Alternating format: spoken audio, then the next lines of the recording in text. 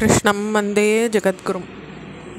நம்ம ஸ்ரீமத் பகவத்கீதையில் சாங்கிய யோகத்தில் 55 ஸ்லோகம் வரைக்கும் பாஷ்யம் பார்த்துருக்கோம். எப்படி ஒரு ஸ்திதப்பிரஜ்ஞா இருப்பான் அப்படின்றத சொல்லிட்டு வர்றார் சுவாமி. இப்போ அடுத்த ஸ்லோகம் பார்க்கலாம். துக்கேஷு அனுத்விக்னமனா சுகேஷு விகதஸ்பிருஹ வீதராக பயோக்ரோத ஸ்திதி ததி முனிருஷ்யதே அப்படின்னு சொல்கிறது 56 ஸ்லோகம். அப்போது துக்கேஷு துன்பம் வரச்சே துடியாத மனத்துடையவனா, அதாவது உடஞ்சி போகாமல் இன்பத்தில் ஆசை இல்லாதவனா, விருப்பம் பயம் கோபம் இல்லாதவனா, வீதராக பயக்ரோத பயமும் இல்லை குரோதமும் இல்லை கோபமும் இல்லை அப்படின்னு இருக்கக்கூடியவனா, ஞானம் நிலை பெற்ற முனிவன் போல அவன் சொல்லப்படுறான். பயக்ரோத ஸ்திததி முனிருஷ்யதே, அப்படிப்பட்டவன் தான் உண்மையான முனிவன் சுவாமி சொல்கிறார். அடுத்த ஸ்லோகம். ய சர்வத்ராண பிஸ்னேக தத் பிராப்ய சுபாசுபம் நாபிநந்ததி ந துவேஷ்டி தஸ்ய பிரக்ஞா பிரதிஷ்டிதா. அப்படிப்பட்டவன் எல்லா இடத்துலையும் சர்வத்திர எல்லா இடத்துலையும் பற்று இல்லாதவனாக இருக்கான். அனபி ஸ்னேக, இந்த ஸ்னேகம்ன்ற பற்று இல்லாதவனாக இருக்கான். அந்தந்த நன்மை தீமைகளை அடைஞ்சு சந்தோஷத்தால் அவன் பூரிக்கிறதும் கிடையாது. ந துவேஷ்டி ந அபிநந்ததி, அவன் சந்தோஷத்தால் பூரிக்கிறதும் இல்லை, துக்கத்தினால வெறுப்படைகிறதும் இல்லை.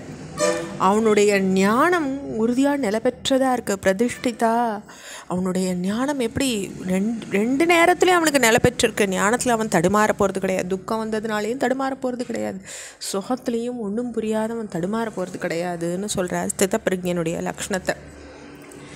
அதனால் மலர்ந்த புஷ்பம் வாடத்தான் போகிறது.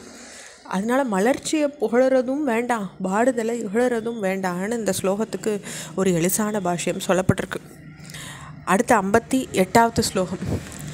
யதா சம்ஹரதே சாயம் கூர்மோங்காணீவ சர்வச இந்திரியாணீந்திரியார்த்தியேப்ய தஸ்ய பிரக்ஞா பிரதிஷ்டிதாக. அப்போ எப்போ மேலும் இந்த யோகி ஆமையான கூர்ம அவதாரம் சொல்லப்பட்டிருக்கீங்க. இங்கே ஆமையானது தன்னுடைய அங்கங்களை செய்கிறது போல் புலன்களை இந்திரிய விஷயங்கள்லேருந்து எல்லாத்துலேயும் உள்ளே இழுத்துக்கிறானோ அப்போ அவனுடைய ஞானம் உறுதியாக நிலை பெற்றதாக இருக்குது.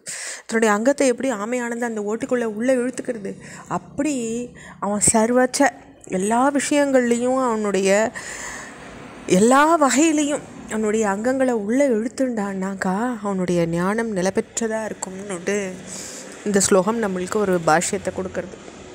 விஷயா வினிவர்தந்தே நிரஹாரஸ்ய தேஹின ரசவர்ஜம் ரசோபியஸ்ய பரம் திருஷ்ட்வா நிவர்ததே. நிரஹாரஸ்ய தேஹின, ஆகாரம் உணவு இல்லையா, உணவை ஒழிச்சவனுக்கு பொருள்கள் ஒழிவடைஞ்சுடுறது. அதாவது உணவு வேணும்னா தானே அது இது உப்பு புளி அரிசி பருப்புன்னு சேர்த்துக்க போகிறோம். உணவையே ஒழிச்சிட்டவனுக்கு இதெல்லாம் வேண்டாமோ இல்லையோ. அப்படி ருசி ஒன்று நீங்களா ருசியும் பரம்பொருளை கண்ட பின்ன இவனுக்கு ஒழிவடைஞ்சுடுறது. அதாவது பரம்பொருளை ருசிக்கணும்னு ருசியோடு போனால் கூட அதுக்கப்புறம் அந்த ருசியும் இல்லாமல் அவனுக்கு ஒழிவடைஞ்சுடுறது. அந்த அளவு அவனால் எல்லா பற்றுதல்லேருந்தும் வெளியே வர முடியறது அப்படின்னுட்டு இந்த முமுக்ஷு லக்ஷணம் இங்கே சொல்லப்பட்டிருக்கு 59வது ஸ்லோகத்தில். யததோ ஹ்யபி கௌந்தேய புருஷஸ்ய பிபச்சிதஹ இந்திரியாணி பிரமாதீனி ஹரந்தி பிரசபம் மன. கௌந்தேய, குந்தியின் மகனே, முயற்சி உடையவனும் நல்லறிவு உடையவனுமான புருஷன்கிட்ட, புருஷஸ்ய அபி அப்படிப்பட்டவன்கிட்ட கலக்கர செய்ய இந்திரியங்கள் பலாத்காரமாக மனசை இழுத்துன்னு போகிறது இல்லையா. அப்படிப்பட்டவன் நல்லறிவு இருக்கு அவனுக்கு, அவன் நல்ல புருஷனாக இருக்கான். ஆனால் கூட இந்த இந்திரியங்கள் என்ன பண்ணுறது, அவனை பலாத்காரமாக மனசை இழுத்துன்னு போகிறது இல்லையா. அப்படின்னு இந்திரியங்களுடைய வீரியத்தை சுவாமி இந்த 60வது ஸ்லோகத்தில் சொல்கிறார். இதோட நம்ம சாங்கிய யோகத்தில் 60 ஸ்லோகங்கள் பூர்த்தி பண்ணியிருக்கோம். ஓம் ஸ்ரீ கிருஷ்ணாய நமஹ.